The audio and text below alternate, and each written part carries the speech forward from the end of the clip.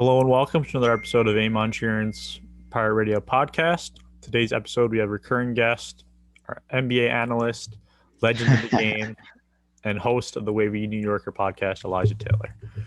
Yo, thanks for having me back on. I appreciate the great intro. Glad to be back on. Yeah, I have to show out because you're one of our best guests. So today we're going to talk about some NBA in honor of All-Star Weekend. Elijah, as you can see, is a Nets fan. Whose jersey do you have on? I got the Kevin Durant jersey. I got the 7. Respect. Yeah, I don't know why he switched his number from 3-5, but it's cool. Yeah. It's cool.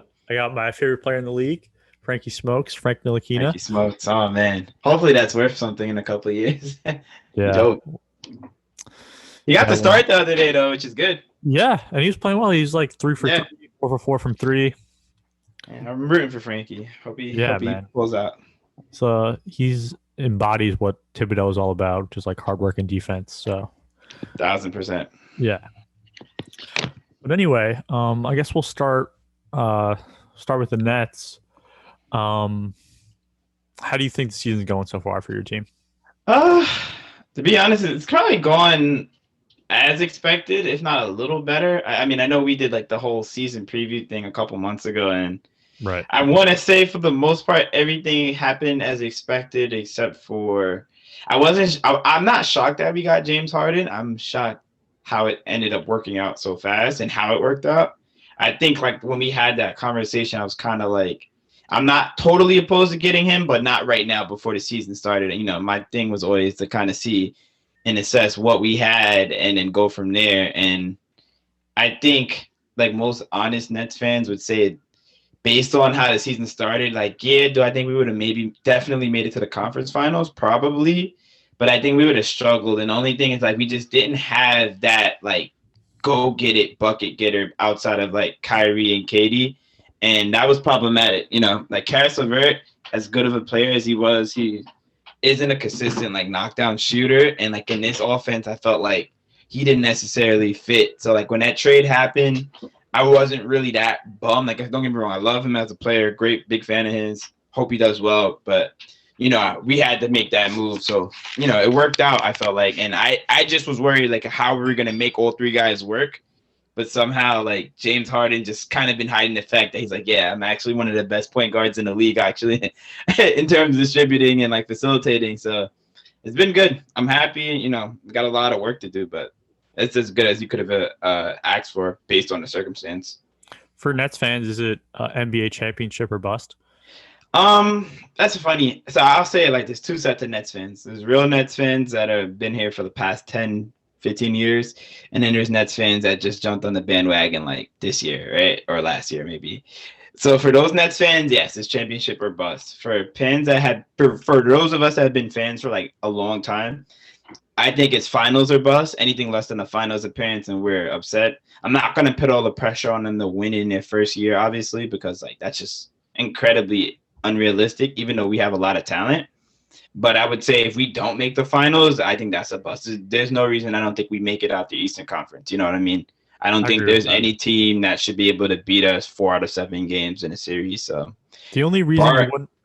Yeah, barring any like major injury, that's the only caveat. Then yeah, but even then, I think we should still have enough firepower to make it to the finals. Yeah, the only reason would be if everyone's not healthy, like KD's injury prone.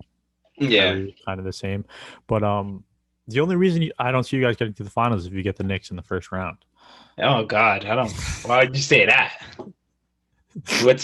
I need you to defend that. I can't just hear that without any explanation. That's totally a joke. I do think I do think we get a game. We get a game off you guys. I think it'll be a 5-game. Oh series. Yeah. I don't think we'd sweep the Knicks now. You guys are playing well, great defensively. You know, it could happen. I also I don't know. It's so weird. I was looking at the standings the other day, and it's like everybody in New York's so happy for the Knicks, but then I'm happy for you guys too. Like by no means. I know a lot of people like it's like, oh, you're the Nets and Knicks. You hate the Knicks if you like the Nets, and vice versa. I don't really care. Like personally speaking, when the Knicks do well, everything in this city hits a little better. Everybody's a little happier. Everybody has a little more optimism, and I'm fine for that. I'm all for that. But I do think some Knicks fans have gotten incredibly like unrealistic in terms of like expectations. Like I'm happy. I get it. The Knicks are 500 for the first time in very long.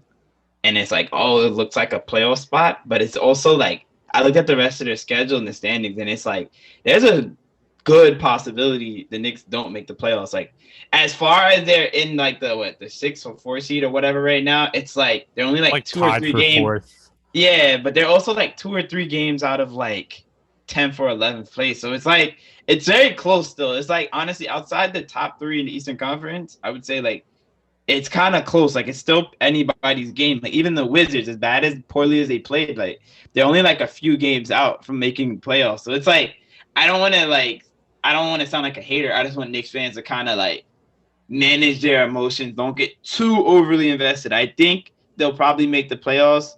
Will they play in that play-in game tournament thing? Probably. I think so. Probably. I would probably keep my expectations there, but you never know.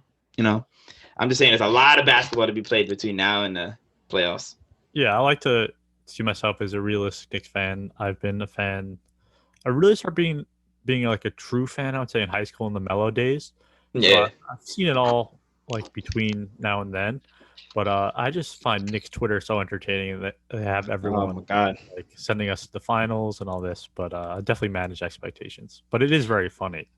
Yeah. See how happy everyone is, which is nice. And yeah. Yeah, I'm happy for you guys. Like I said, I hope you guys make the playoffs. It's just, it's a lot of tough games ahead. Not to say that you guys won't win those games, but it's a lot. A lot has to go right. Personally, I'd be happy with one playoff win. Oh, of course. Yeah, I think that's. And I think that for a rebuilding team, that's like the best. And you get that first win. I know the Nets, like when we made our playoff run a couple of years ago, the first one, and we played the Sixers like in the first round. I was just happy just to like we stole that first game on the road, and I was hyped. I'm like, all right, we might not win the series, but we're not getting swept, and it's good. Like, for the hardcore fan base, that one win, even though it feels like nothing, it's so much better than getting swept. You know what I mean? Like you get swept in the playoffs, it's like, did you even really play in the playoffs? But like, you get a game. At least it looks like, you're going in the right direction for the following season. Especially like you said with a rebuilding team. Obviously, I really like Thibodeau, the culture he brings. It's kind of great coach. The hardworking. The only thing is, in 2 to 3 years, everyone might be injured and burnt out, but we'll cross that bridge when we get there. Yeah, I think it'll be fine. These guys are young; they need to work hard. Yeah, I just hope that they stick with him, and I like pretty much everyone on the team. The only one who I can't stand watching is Nerlens Noel. He doesn't know how to catch a pass. I don't know if you watch any mixed games, but it's really But what I'll say is what he does do well. Like it took a while to find his niche. He defends the rim really well. Like to me, that's invaluable for what you guys want to do defensively. He's like a good piece. Like he's a great rim defender, and like he's all right. You know what I mean? He could run to the rim, slam balls through. Like he's decent. I liked his game. Like since he was in college, I think he should have been a better player. I don't know if he was necessarily always in like the best position to succeed, but for what he is now, I think he's a perfect fit for what you guys need, in my opinion. Yeah, I agree with that. But yeah, it's just way too many turnovers. Yeah, definitely. But I wanted to hop into the MVP race. Looks like a 3-man race between LeBron, Harden, and Joel Embiid. Yep. In the lead for the MVP race right now. Yeah, so it's crazy how I don't want to sound before I make any statement on this. I want to say I'm not trying to be biased in opinion. Unbiased. So I would say this is how I felt. I'll give it to you how the season went through. I would say for the first third of the first, not even the first half of the regular season so far, the first half of the first half of the season, which I guess is the first quarter of the season, give or take. I felt like LeBron was like the clear runaway for MVP just because how he was playing. We thought he was going to kind of ease in based on the short, rest between the championship and the season start. And he went kind of right into it. He was getting his triple doubles. He was like averaging over 25 points a game, getting the assists, the rebounds. And I was like, yeah, there's no way he doesn't win it. Then he saw Joel Embiid, and you're like, all right, Joel Embiid is finally looking like Joel Embiid on a everyday basis.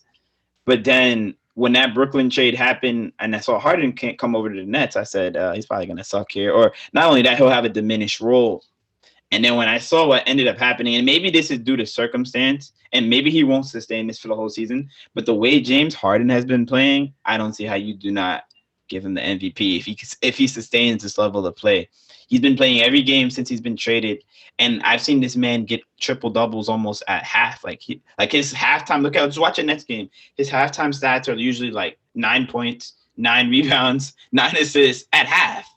You know what I mean? And it's not like these are empty numbers and like the team isn't winning. I feel like a lot of these games against these good teams we've won, we would not have won without James Harden. Like if it was just a Kyrie Irving led team with Karis LeVert and Jared Allen and others, I just don't think it would have worked out. But like James Harden has literally made all the little guys like better. Like they're playing at like Joe Harris is having like one of the most efficient years of his career.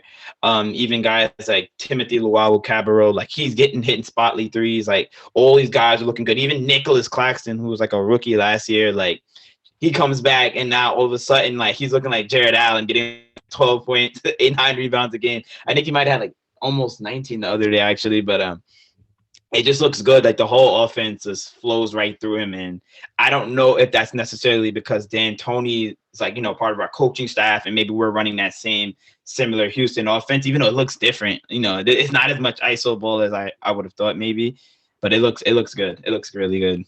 That's really something good. I didn't think of, but how would you rate Steve Nash so far?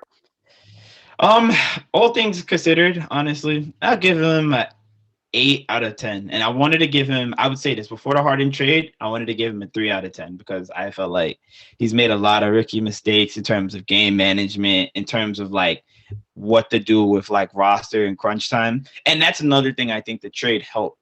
I think because we had so many players before, the Nets were kind of built like an old San Antonio Spurs team. And when I say that, I mean, the team was basically meant to be a bunch of guys that could score double digits, where like on any given night, on average, you could have like 9 guys scoring double digits. And that's fine and everything. But when you have a new coach who's not necessarily familiar with those guys, it's hard to find like the combinations of those guys to have on the floor. So like I thought there was a lot of times where you had guys on the floor playing extended minutes that didn't necessarily play well together, whether it was like DeAndre Jordan with like, Karis LeVert, like those guys didn't really blend in together. There wasn't really that same level of like cohesion and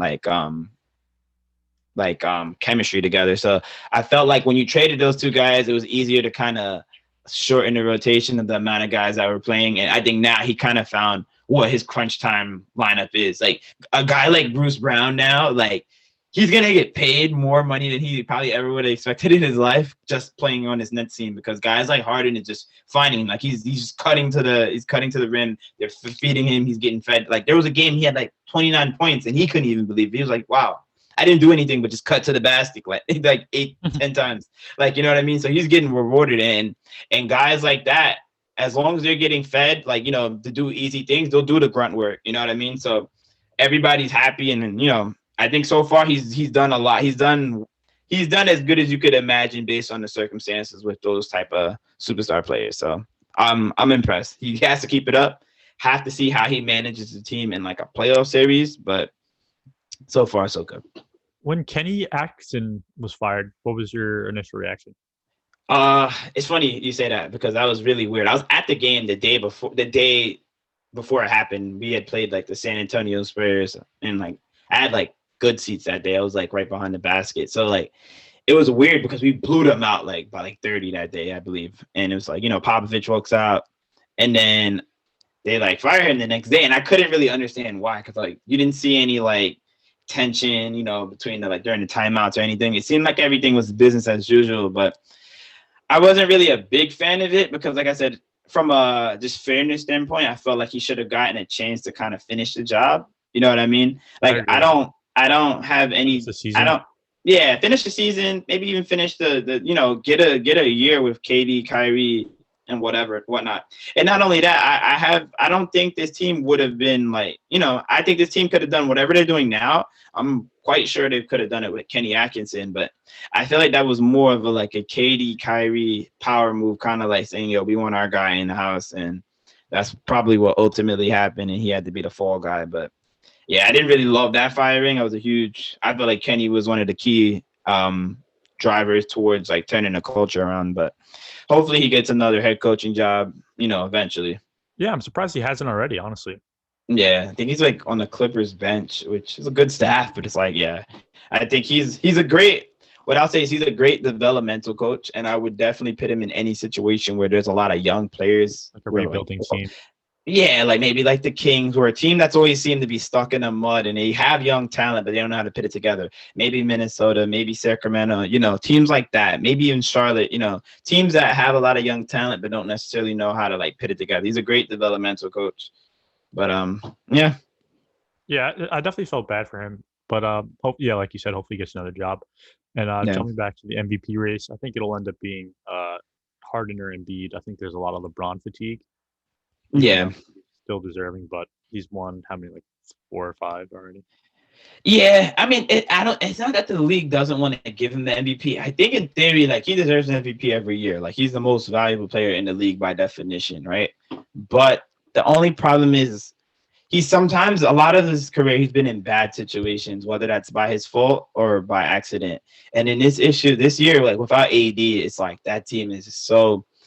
I think everybody had bigger expectations of what they would be in the preseason, but it's like, it's hard to get assists when you pass the ball to the guy and he misses wide open threes. Like offensively, like they're not really where they need to be at. They're like middle of the packs. Defensively, they're really good, but offensively, they're really like middle of the pack. So I think that's like his only like, that's going to kind of fall on him. Like, yo, why is the offense not good? He's the de facto point guard most of the time, and it's not really flowing like how other teams are. So that's the only knock against him, I think, this season. And I do think at some point he'll probably have to miss a couple games as they get towards the playoffs, to keep him as fresh as possible. I know you have some strong opinions on this from listening to your podcast. How do you think the NBA is handling COVID? So I think for the most part it's been good, but there are certain things where it's like questionable, right? Like my biggest issues with the All-Star weekend, I don't think it was really necessary this year, in my opinion. Like every other major sport seemed to kind of have canceled their All-Star game, and then it's like us, and it's like, oh, let's just do it.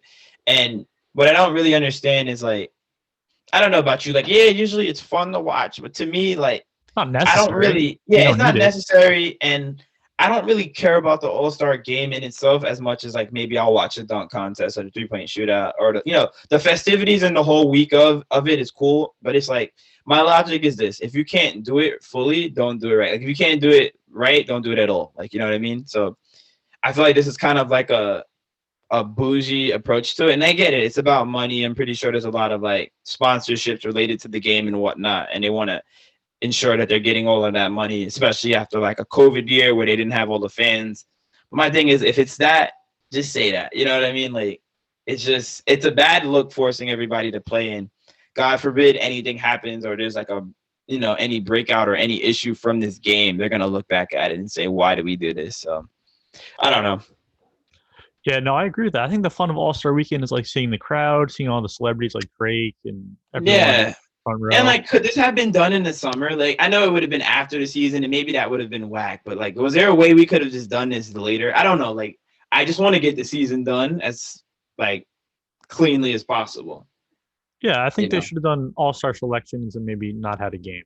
Yeah, exactly. Like, it's more about just recognizing who made the team, and then that's it. Half the guys are not half the guys, but a good number of all-star starters are hurt. So. You could have just, said, here, you're an all-star. All right, that's it. No need to play, no need for replacements. So it is what it is. So we focus a lot on the Knicks and Nets. I want to get into the rest of the league for a little bit. Yeah. Who do you think look best in the East and best in the West right now?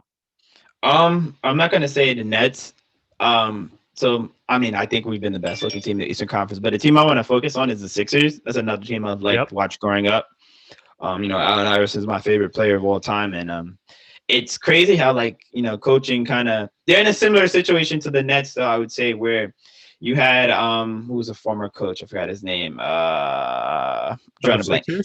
Yeah, the Australian guy, Brett Brown. So they had Brett Brown throughout, the whole rebuild, throughout, the trust the process era. And Brett Brown was a good coach. He just needed talent around him. And when they got talent, they won games. They won a lot of games. They made the playoffs. They won series. But Brett Brown, at the end of the day, was similar to how David Blatt was viewed in Cleveland. You're just good enough to make the team competitive. You're not good enough to win a series against teams that we should be or that we're close in talent. And that's where I think they felt with their current regime. So when they went and got, Doc Rivers and they brought in Hinkie. Oh, I'm about to sneeze. Sorry. Ugh.